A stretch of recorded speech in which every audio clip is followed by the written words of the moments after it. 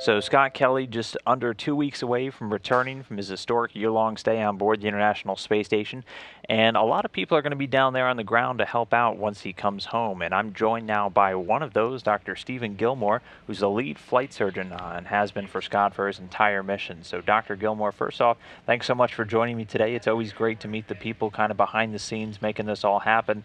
And if I can, I want to jump right into it. So the landings in Kazakhstan are really dynamic. They're really interesting. Tell me a little bit about what that process is like on your end as a flight surgeon.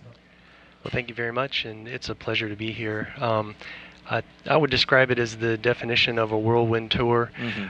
We will be leaving about 7 days before landing to go over to Moscow, and we'll meet with some of the support team there and coordinate with our Russian colleagues who provide all the assets for landing. And about 3 days before landing, we travel with them to Kazakhstan and get in the posture for deployment. And on the day of the landing, we split up into two teams. There's a team that goes and supports a possible landing at a ballistic site, and then there's a larger team that goes to the primary landing site, and I'll be in the team at the primary landing site.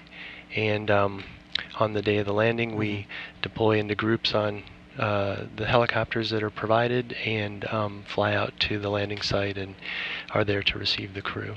Okay, and so as a flight surgeon, so there's a lot of folks, there's the search and recovery folks, there's a lot of people from the Russian forces, the NASA team. As a flight surgeon, what is your role once you're down on the ground and we have Scott out of the capsule? So we do several things, but our main responsibility there is to be looking out for the health and well-being of the crew member. And so immediately after landing, we're there with the team, and we are typically there for the extraction of the crew members from the vehicle. Okay. And from that point forward, we're monitoring them, checking out their vital signs. They typically have a brief period in chairs out in front of the capsule, and they do a little bit of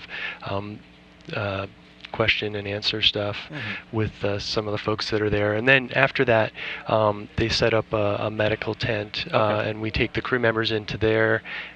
Again, we're just making sure they're doing well, get them changed out of their spacesuits, and in that tent also we plan to perform some medical and science testing.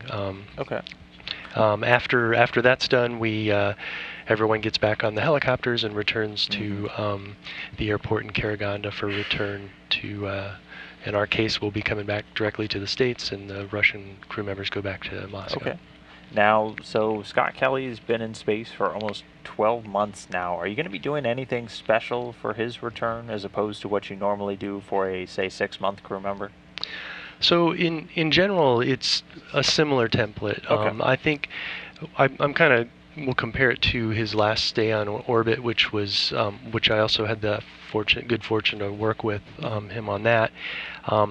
But so the science and the research questions are really paramount on this one-year mission. And in contrast to the last one, he'll be doing some blood collection, like not immediately before he gets on the vehicle to come home, but within a few hours of that. So we'll be getting a lot of data on the crew member. It's a little bit difficult to describe, but and when you're looking at a crew member, basically what there's a time pressure, because although you can't see it in most cases directly, what we're trying to capture is a snapshot of the crew's health, their capability and functioning, and that is a constantly changing picture, even though it's tough to view just from a person looking at them. But so we do that in a variety of ways, whether it's blood draws or sample collections or some of the functional testing that we do. That's what the main goal is. So I wanted to get into that real quick. So you guys are going to be doing something with functional testing, really soon after, and I think we'd talked to Julie Robinson a little bit about that. Can you expand upon that? Like, what are some of the tasks that Scott is going to be asked to do, and why are we doing these kind of tests? That's a great question. there's a test that we ideally perform at the landing site in the tent, and it's called the functional field test. And the goal of this test is basically to obtain an assessment of what crews can perform. Yeah.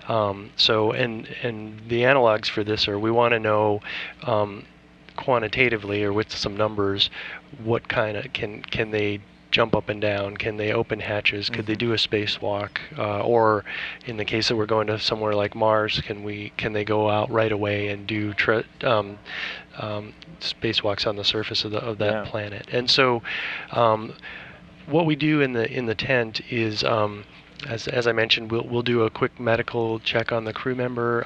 We'll get them out of their spacesuits, and then they're instrumented with some really interesting technology, a lot of motion sensors on all their, like on their arms and legs and on their chest, and that allows us to do, with videography, we can sort of measure their ability to move and see how that's different relative to when they left.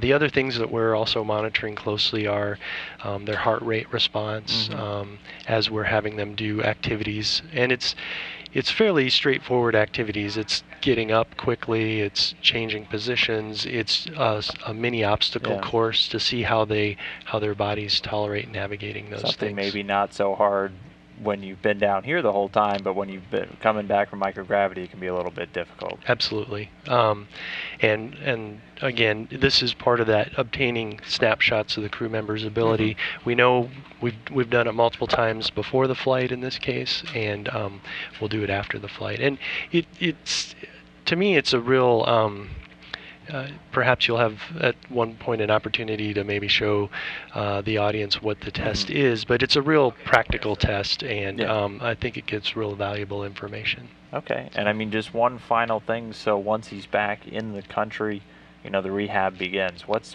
kind of the rehab process look for a crew member, and is there going to be anything different about his, again, as opposed to what we normally do for folks?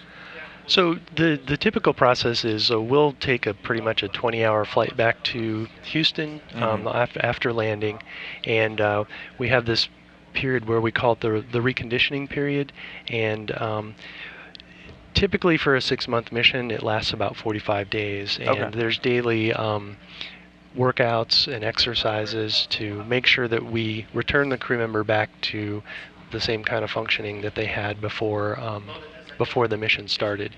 And so with respect to the 1-year mission, usually what we see is crew members, as I described before, they're in a state of change, and their abilities are improving all the time from landing point forward. I anticipate that even though he's been in space for a year, that we'll still probably need that full 45 days. And we do have the latitude, in the case that a little bit more time is required for the rehab process, we can extend that if necessary. But I anticipate that it'll look in many ways similar to the 6-month experiences that most of the station astronauts have. All right. Well, again, Dr. Stephen Gilmore, the lead flight surgeon for Scott Kelly's 1-year mission, getting ready to come home in just under 2 weeks. Thanks so much for joining me on Console. Good luck over there in Kazakhstan. Pack a jacket. I know it's going to be cold, but best of luck. Thank you very much. I certainly will.